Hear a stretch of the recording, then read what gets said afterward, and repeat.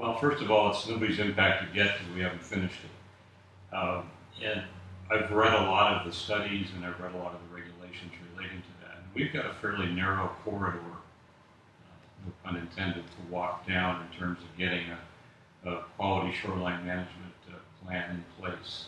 You know, it's not like our critical areas ordinance where we have total control over it. We have to craft something that meets the requirements of the Department of Ecology, and they're going to approve it. I talked to Jefferson County, and they spent 2 years going through there, submitted it, and had 63 required changes come back. So it's a long and arduous process to get there.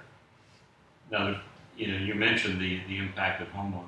There's been a lot of discussion about how particular residences are designated, conforming or non-conforming. And I haven't been able to get a consistent answer from the number of people I've talked to that claim to be knowledgeable about, well, what's the impact of designating a piece of property non-conforming?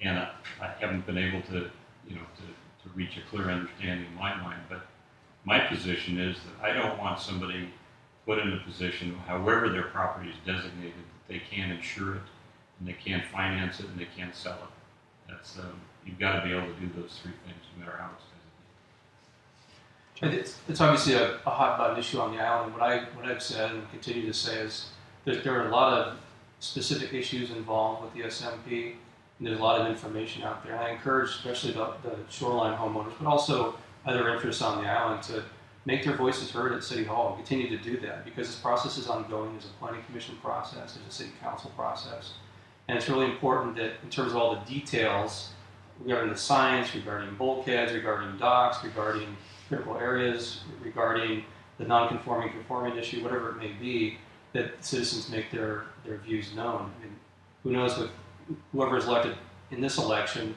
that decision may have already been made. So it's what I again encourage people to do is make sure they get out there and stay involved, because there are a lot of homeowners that are very involved. And for me, the bottom line principle is that we respect private property rights, and we figure out a way to balance private property rights with the greater needs of the community. And at the end of the day, the Department of Ecology needs to approve the plan. So how far we go beyond what is required is the question. And so I'm not going to speak for people. I'm going to leave it to them to make their case known to the city council, the current city council, about what decision that council is going to make about this.